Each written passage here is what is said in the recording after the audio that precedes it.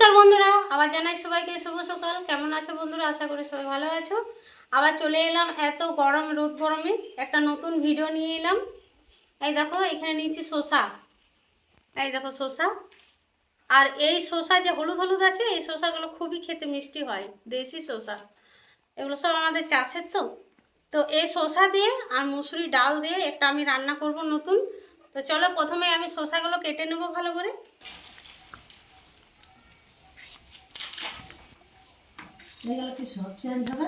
খোসাটা আমি প্রথমে ছাড়িয়ে নিচ্ছি।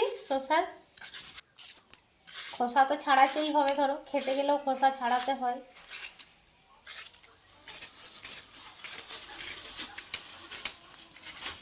শসাগুলো খুব ভালো করে ছুলে নিয়েছি, দেখো এই দেখো খুব সুন্দর শসাগুলো ছুলে নিয়েছি। এবার কেটে নেব।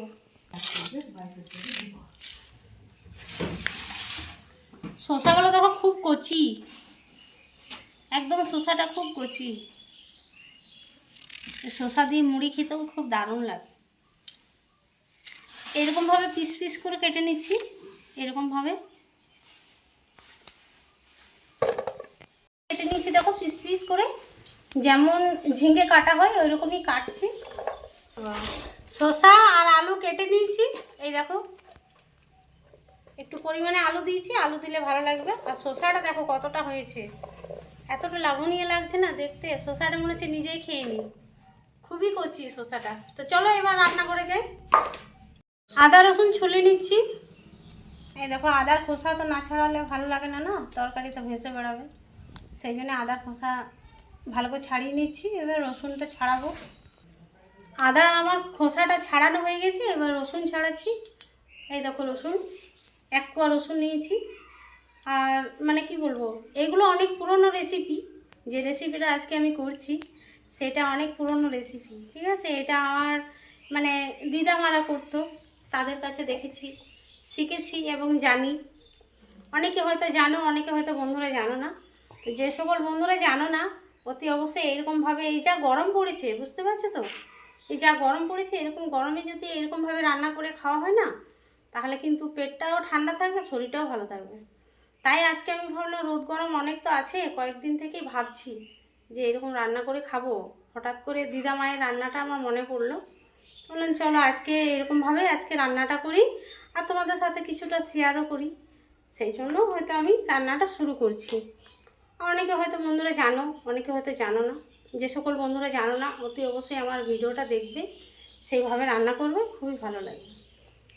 আর মানে কি বলো, লাউ ডাল যেটা আমরা বলা হয়, লাউ ডাল করি। লাউ ডালও তো ভালো লাগে খেতে। তো আজকে আমি লাউ ডালের বদলে অন্য একটা রেসিপি করছি শসা দিয়ে। তো সেইভাবে রান্না করবে, খুবই ভালো লাগবে। আর অনেক পুরনো ভিডিও, সেটা তো আমি বললাম। অনেকে হয়তো জানো, তারা কিন্তু আমাকে কমেন্টে জানাবে, ঠিক আছে। এবার শিলনোড়াটা ভালো করে আমি ধুয়ে নেবো, কেননা এবার আমি বাটবো তো আদা রসুন লঙ্কা। তাই আমি শিলনোড়াটা ভালো করে ধুয়ে নিচ্ছি। আদা রসুন লঙ্কা ভালো করে জলে ধুয়ে নিয়েছি বাটার আগে।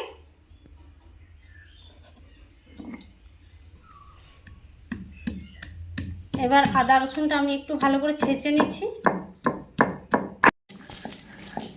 মুসুরি ডাল দেখো আমি অনেকটা পরিমাণে নিয়ে নিয়েছি। এবার আমি শসার মধ্যে দিয়ে দিচ্ছি, কেননা এগুলো ধুতে হবে তো। কড়াই জল দিয়ে দিয়েছি। এবার আমি শসা আর আলু দিয়ে দিচ্ছি সেদ্ধ হওয়ার জন্য।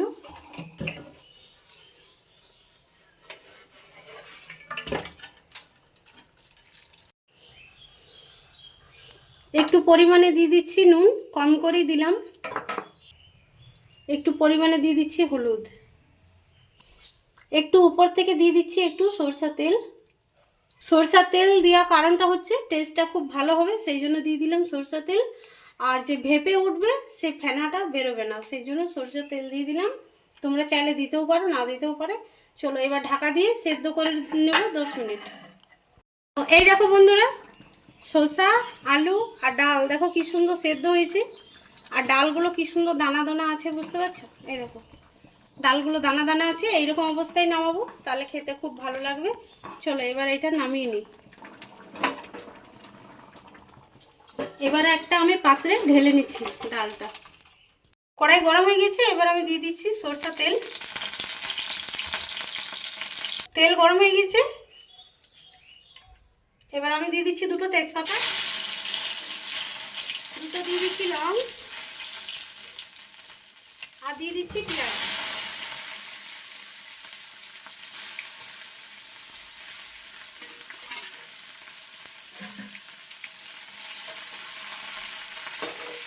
এবার সব আমি ভালো করে নাড়াচাড়া করবো।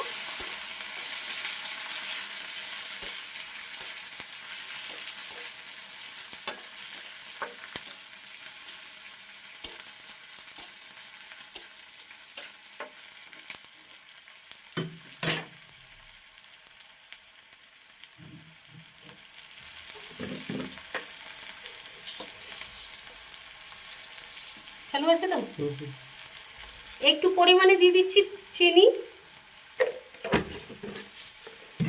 এটা একদম সম্পূর্ণ তোমাদের ইচ্ছা, কেউ চিনি দিতেও পারো, নাও দিতে পারো। আমি দিলাম, খুব ভালো লাগবে খেতে তাই দিলাম। তোমরা চাইলে নাও দিতে পারো, অনেকে ঝাল পছন্দ করো তো, ঝালও ভালো লাগে, তাই একটু চিনি দিলে বেশি ভালো লাগে। তা লাল হয়ে এসছে, এবার আমি দিয়ে দিচ্ছি টমেটো।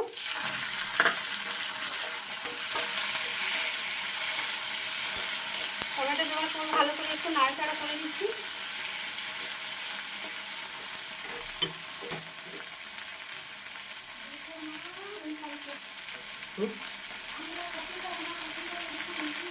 আমরা নিয়েছি, আম খাই আমাদের।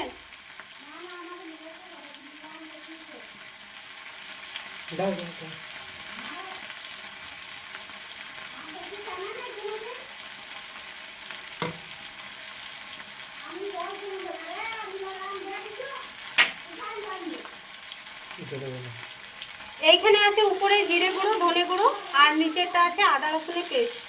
এই দেখো, এটা আছে মশলা, দিয়ে দিচ্ছি সব।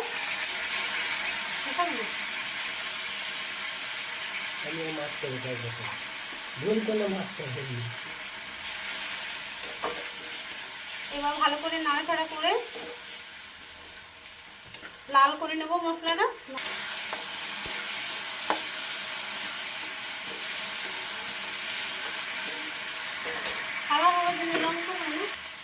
মশলা কষানো হয়ে গেছে বন্ধুরা, এই দেখো লাল হয়ে গেছে, আর মশলা থেকে একটা খুব ভালো গন্ধ বেরোচ্ছে। এবার আমি ডালটা ঢেলে দেবো, ডালটা ঢেলে দিচ্ছি।